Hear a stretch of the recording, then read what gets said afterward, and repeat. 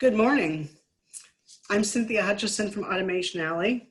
Welcome, and we thank you for joining in for our very long name series, The New Normal, Leveraging COVID-19 Mitigation Strategies to Build Future Innovation. This is an important topic because at Automation Alley, for those of you who know us, we've been talking about digital transformation for a long time.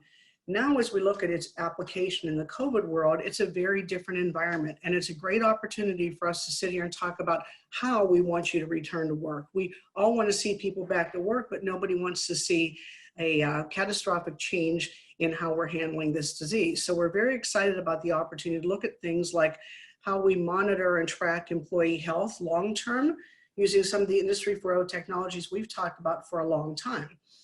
My first guest, and this will be a weekly series, by the way, so we expect to see you every week. My first guest is Michael King. Mike was the president of LHP Engineering, and this company is particularly intriguing to me because they have technologies that address employee health and at the same time are Industry 4.0 transformational technologies. So when Michael and I talked about a week ago, we talked about some of the technologies they're utilizing that could be helpful in a COVID mitigation means, as well as a long-term strategy for transformation. Good morning, Michael. Good morning, Cynthia. Nice to see you. Yes, great. So for now, one of the things Michael brought up to me when we talked a week ago was the reminder that when we talk about a new normal, we have a lot of new normals in our lives. For anybody under 20, this will be irrelevant, but many of us pre 9/11 remember when you went to the airport and you ran to the gate to meet grandma, you ran to the gate to meet a loved one, we all went to the gate. Nobody goes to the gate anymore, and we all kind of adjusted to a long line of security, a long line of immigration, lots and lots more time. So we baked it into our planning for the airport. How are we going to go to the airport? What are we going to do? We allocate the extra hour for security. We allocate another hour for going international.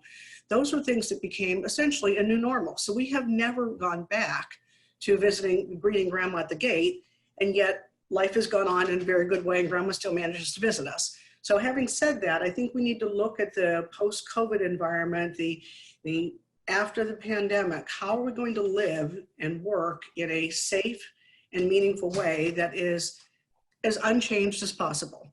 So, Michael, one of the things we talked about is looking at some kind of immediate response to the current issue, and how do we start to talk about how technology that's used in the workplace can make a difference in helping manufacturing facilities and offices be safe? Yeah, that's a great question. And it's really kind of where we started. Our assessment of the new normal is what's going to be the challenge for employers as their folks come back to work. And first and foremost, the responsibility of making sure it's safe.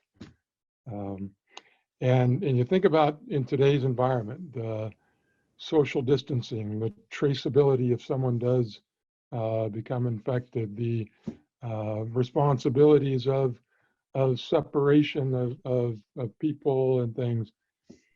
That's like 180 degrees from what has been happening in manufacturing forever. Work teams and working together and co-location. And so you think about even a small facility, 100 people, 100 square feet, 100,000 square feet. That's a lot of movement. That's a lot of touch points. And no one has the ability to do that manually. This is a different challenge than simply, here comes the overhead crane, so move out of the way and you're safe, or put on your safety glasses and you're safe. You really don't know. And so to be able to manage that without data, without the ability to gather that information, to be able to look behind 5-10 days, to look ahead 5-10 days, to look at your facility, without using some of these digital tools, really folks are just flying blind. So when you talk about the data, can you start at the beginning? Tell me what data we need to capture and how it's going to be managed. Yep. So there's lots of folks looking at which data specifically, but you think about, again, what's pretty common is just taking your temperature. Are you sick or not? Maybe, again, there's a health questionnaire.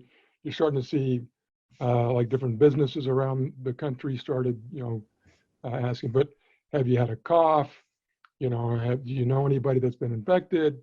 Have you been in a hot spot somewhere in the world in the last 5 days? Some basic questions. But even just, are you healthy or not today? And then from that point on, who do you talk, who do you meet? Who do you come in contact with? And it might not be that you're sick, but maybe 2 days from now, your coworker comes down with being sick. And so now you as an employee, you as a company, how do you notify, how do you understand the potential for cross-contamination or proliferation? So it's that just key indicator, but really it's more, where did you go? Who did you interact with? Is the piece that is the, yeah. How do we possibly begin to capture all that data that we historically have not been or if we have been capturing it, we don't know we've been capturing it? Well, the funny thing is a lot of companies are already capturing today, but they're looking at inventory management. They're looking at supply chain. They're looking at their machinery or their tooling or their automated vehicles that's moving tools to the shop. So they already have the technology in place. They just haven't applied them to the employee, or the difference of movement of the employee and proximity might be different versus just a standing asset that you can connect to. So again, as we're really reusing tools, techniques, capabilities that are already in play in the industry, which is why the cost structure is so low. The ability to use these and get them moving is so easy. It's just applying them to this particular problem that we're faced with. So walk us through, because you and I have already had this conversation, walk us through the specifics. One of the things I asked Michael is that, we know the financial toll that this COVID has taken on everybody globally, as well as in the US. So given that, what is affordability? I think I'm going to talk about two things in sequence. Mm-hmm. One is affordability, because affordability means so much different, it means different things to different people. And then the actual, what can be repurposed? Yeah, great question. You talk about that.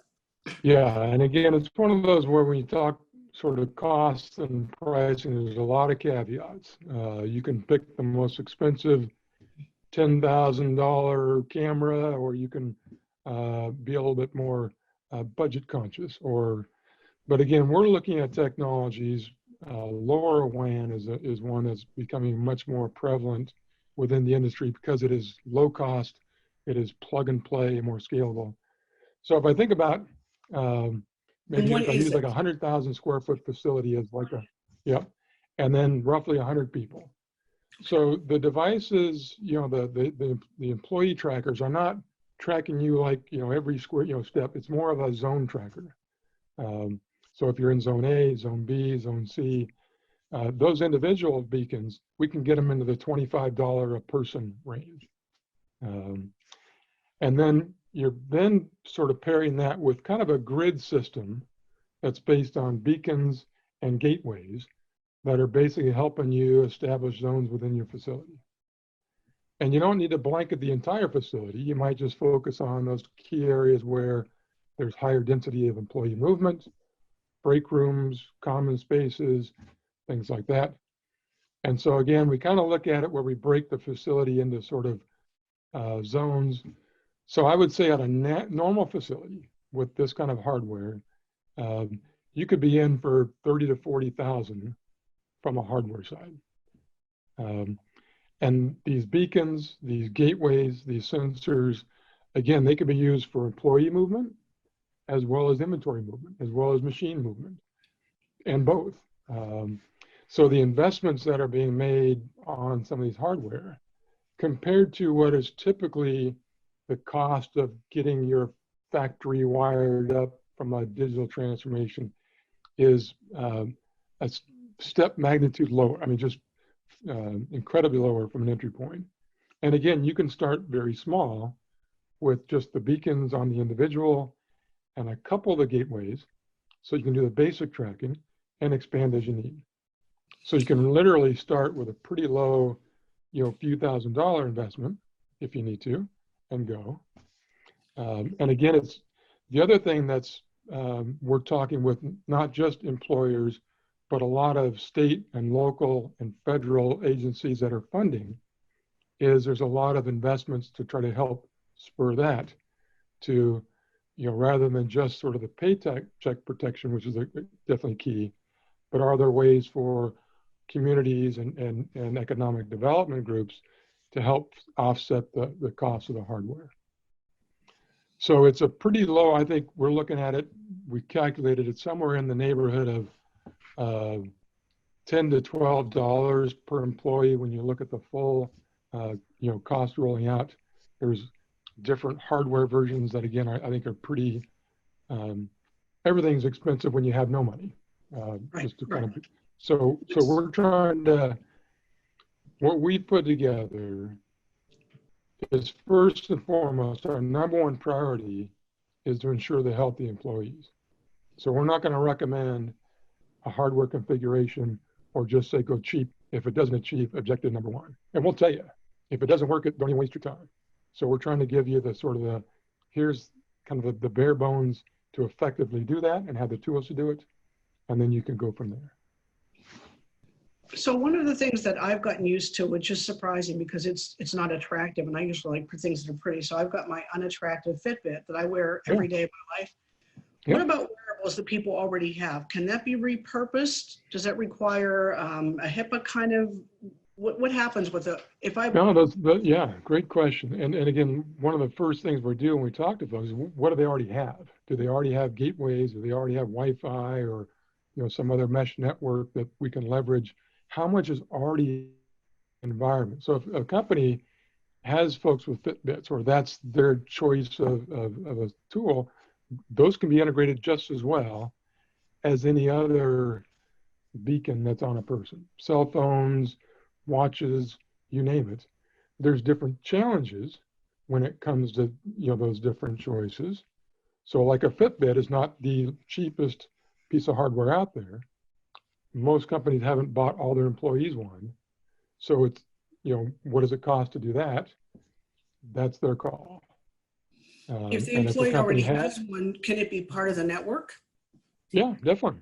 And so what we do with all these beacons is we assign that to typically your employee ID, not anything that's a PPI type of a control thing. Like we do in the shop, you have your normal, when you're checking into orders and stuff, it's a bug number or an employee ID number that separates your personal information from the system itself, but still allows HR, whoever else needs to know your health status, who you are, where you're at in the shop, and those things. So, and that's pretty common in today's world. So if you have Fitbits, if you have, those kinds of things, smartwatches, even cell phones, which are a more expensive way to go, all those can be looked at from leveraging. The more pieces of the puzzle you have, the costlier it is. But we also sort of look at it from, are you going to take that Fitbit and put it on a tub skid and now start monitoring your material movement? Are you going to take that smartwatch and put it on a tote bag or a forklift and also monitor your inventory management? Can you put your smartwatch on your building management system and manage utilities or predictive maintenance? So the investments in Fitbits, investments in smartwatches are great, but they're a point solution and not a foundational element that you can build upon. I see. So one of the things that we've talked about is, and long-term we're going to be looking at through Automation Alley, is how the changes you make to improve the safety of your employees during the immediate post-COVID return to work period and continuing can become fundamental, foundational Lego building block pieces for the future digital factory, digital office, whatever you're moving towards. And that's a little where we'd started on this conversation as well. Michael, I'm going to real quickly just loop you back. First of all, anybody who has a question, feel free to just post a question. We'll catch it later. If we don't get to them today, we'll have a follow-up Q&A time. And I want Michael to tell a little bit about the history, because LHPs, both in manufacturing and the healthcare, some of the facilities that you are involved with in Indiana regarding assisted living. Yes. Yeah, and so LHP, we've been around for about 20 years as a company. Started out as really embedded software systems, primarily for automotive. So computers and software that run your car, diesel trucks, you name it. That's kind of the LHP's legacy. We've since grown that to telematics, diagnostics, analytics, cloud, the whole Industry 4.0 footprint. And for the past probably 3 or 4 years, we actually started with health devices that are in hospitals, hospital beds, hospital equipment, and it expanded into health analytics. And so we've had a solution out for probably 2+ years with American senior communities on doing that health traceability of patients that come into their facility and monitoring their health over a long term, looking at proactive treatments to improve health and improve their quality of life, reduce cost, So we've been helping on the healthcare side them use data to drive better results, as well as trace patients as they move through the years and through the facilities. So we've had that for 2 years. It's been HIPAA cleared. It's been vetted by doctors, nurses, administrators, patients, their families, their insurers. And so again, when we were thinking about how can we help our customers, what do we have that they're going to need? We literally took our health analytics platform, paired it with our Industrial IoT platform that we've been building with PTC's ThingWorks forever. And basically with the sensors and beacons, could put it all together really in about a week and a half. That allows a company to, again, monitor the health of their employees, see where they're at in the shop and see if there's any hot spots, not just in one shop, but in their entire facility footprint, regardless of where those are at. Look at that over time, but also provide the traceability backwards, forwards, the predictive analytics, the things that a company will need to not just get through this, but really manage this as part of their business going forward. Have you worked with state or regional governments to talk about how this can be applied in a macro way? Definitely, yeah. We're talking with definitely the state of Indiana, Michigan, Italy, Germany, United States Air Force, Department of Defense. Everyone's looking at this not just from a manufacturing, but we label this more as a workplace. Because again, this is sort of the new workplace. Yesterday, we were talking with an MBA team about how do they get ready, not just for the fans, but for their own employees to come in and start the business up again. So this has got, again, like you said, with the post 9/11, this is the new thing. Yeah, there is a new normal. We don't know what it looks like yet. That's what we'll be exploring each week here, is trying to feel what it's going to look like. But this is the first conversation we're having about what you really are doing is overlaying this health analytics to an existing factory analytics and marrying the two so that you have something robust enough to keep the employees safe and grow and get the business back in operation. And that's a key point, because once you're back, okay, you're back. Well, now what do? Your industry, who knows what's going on with your backlog, with your customers. The market may have changed. China is now opening up, so do you have business there? So as soon as folks are back to work, they're now back in innovation mode. They've got to retool. They've got to lean out their inventory. So they go right into that innovation mode. And so right away, they've got, like in the title of the series, this COVID mitigation are tools they can use right now to lean out their inventory, right now to rethink of their production lines, to, again, that innovation, how to use data and technology and Industry 4.0 to capture the market, to meet the new demands. And so it's that piece. And then there's the third piece, which is all these companies basically were caught without any forewarning. They had no data, no prediction, no visibility whatsoever. And every one of them are like, that'll never happen again. No one can have their business shut for 4 months, whether it's one business or the entire economy. And so they're seeing this also as, hey, this was a warning shot. This was, we got lucky in a sense that the entire place didn't just melt down.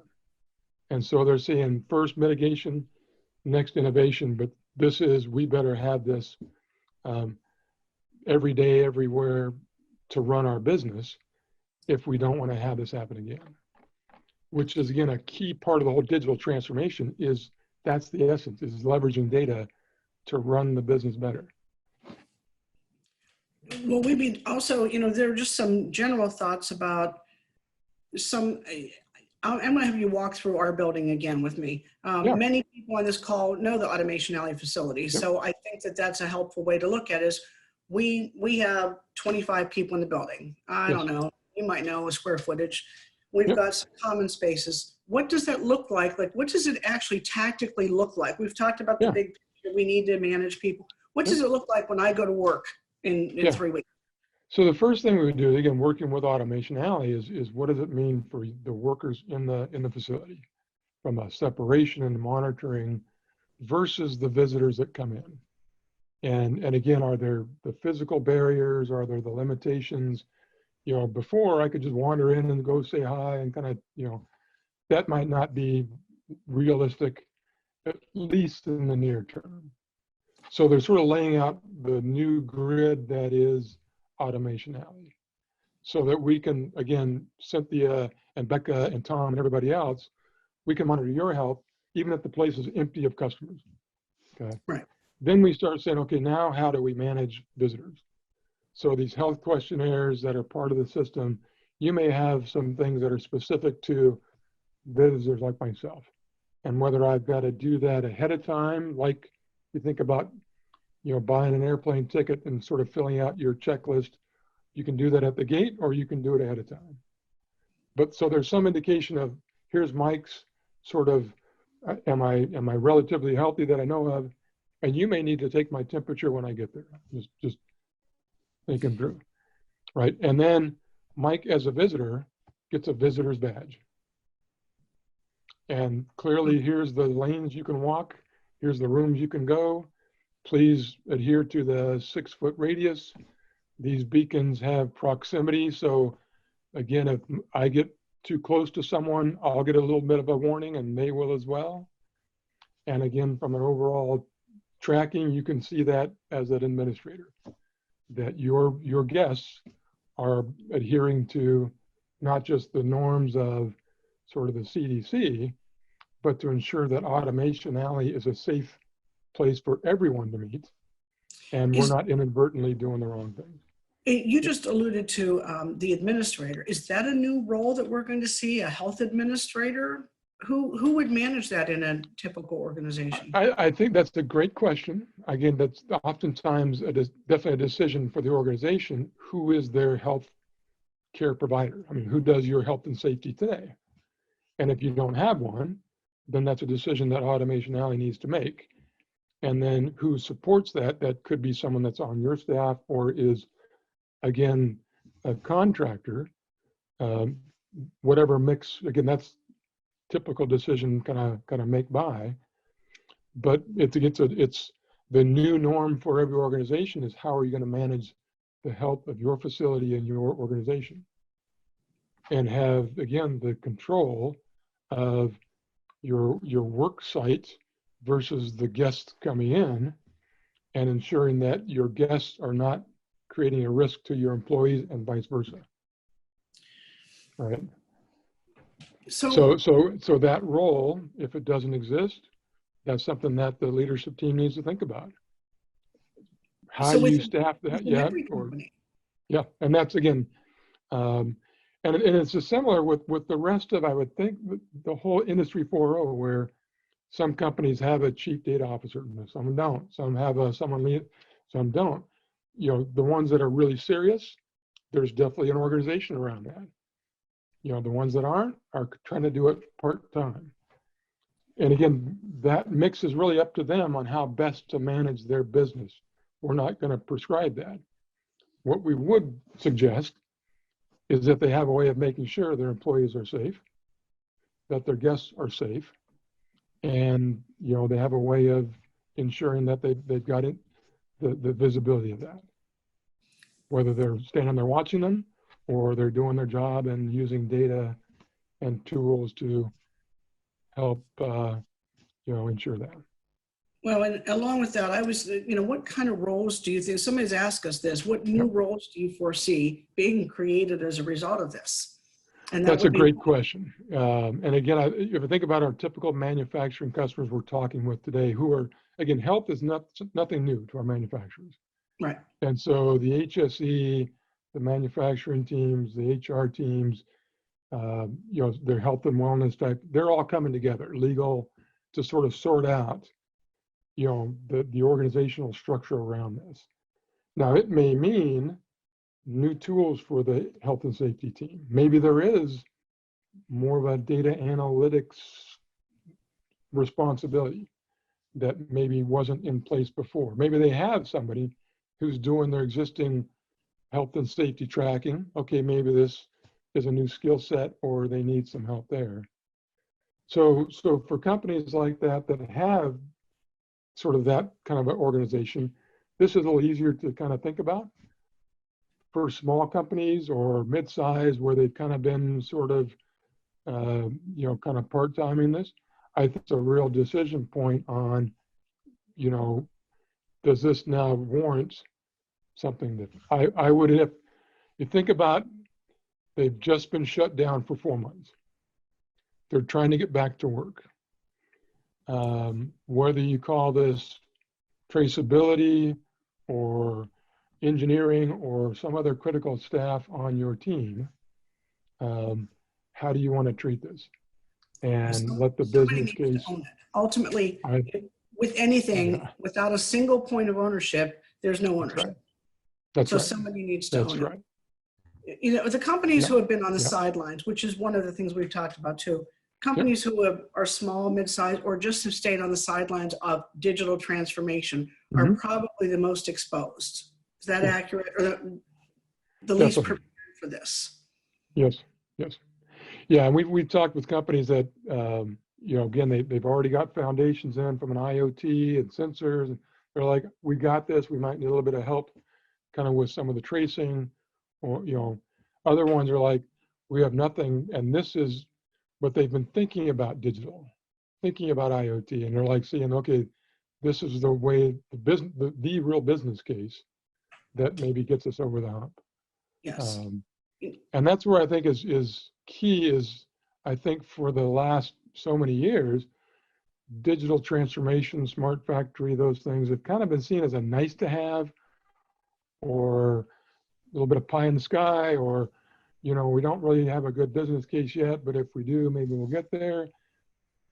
This is it. This is, there's no way, even for a 20-person organization, to manage the touch points over a 14-day period without having the data, the visibility, the tools, the basics of an IoT environment. It's data. And it's good data. Has to be good data. Right. So whether they go full bore and they blanket the place, or they do, just the bare bones to get there, they've made a step into the digital world. Yep. Wonderful. And before we wrap up, somebody has asked a question about HIPAA and health confidentiality, and I want you to address that quickly. Yep. Yeah, great question. We get it everywhere we go. And so from where we've been with our healthcare customers is all of our tools and systems have already been cleared through the HIPAA, as with their HR systems that they have. So again, for the last 2 years, it's been vetted by, state, local, the healthcare agencies. But it's also, as we go in with a customer, is bringing together their HR, their IT teams, their legal teams to build out what makes sense for them, and how do we meet the HIPAA requirements and their own company requirements. So we're not just coming at it from a shop floor perspective or this, and we're seeing that naturally already. Those folks are already working through a lot of these mitigation. And so then it's, what are they doing today? And how do we fold that into the existing environment? Or what outside guidance do we need to bring to them to ensure that this does? That's table stakes. Yep. We have a minute left. I want to make sure people know how to reach you. Michael.king lhpes.com. But Yes, I think you have a great presentation you had sent to me, and I think it's not confidential. You yep, have a yep, presentation. If you send that to me, we can forward it to people, or I can have you send it out. But I think that this is an important starting point as people great, begin to look at getting back to work, having a great, safe and manageable way to get there, having good data, and maintaining the integrity of that data so that we great, can track people's safety inside the building and beyond. great. I Great. want Yeah, to we thank you. also have this information on our website at lhpes.com. There's a page specifically for this where they can see some of the information and request a copy of the presentation themselves or reach out to me directly. Wonderful. I'm going to wrap up with one thing. In 2 weeks, on the 14th of May, SICK, Silicon Valley-based SICK, will be doing a presentation. I don't know the details of all of what they're doing yet, but you'll be getting emails from our staff reminding you of that, and we hope you'll join us for that. Also, I do want to take a minute to, Automation I wants to express our sorrow and for all those who have had losses. This COVID has been a very traumatic time for people, and as hard as it is for us not to be at work, we know that there are much graver responsibilities people have had as they've lost lives. So I want to make sure that we extend our condolences to those who've had Well said. losses, including within Well our said. work. Thank you. Have a great day, and we'll see you all on the 14th. All right. Thank you, Cynthia. Thank you.